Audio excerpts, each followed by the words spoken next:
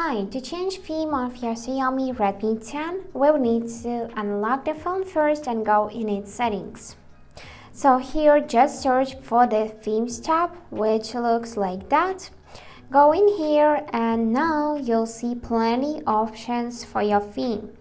So just swipe up or down, and also don't forget to swipe left or right to check all of the available options. And now let's select one theme from the list. For example, we can go in the categories, choose, I don't know, minimalism. Let's do it, and here I want to select this autumn theme.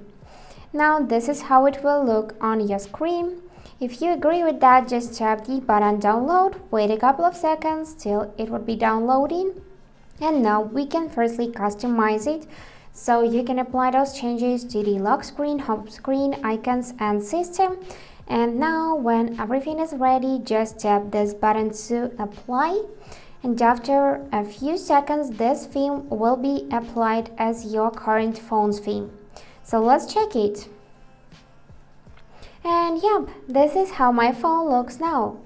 To go back to your previous theme or to the default one, you would need to open this Themes app, or you can do it right through the settings as we did before.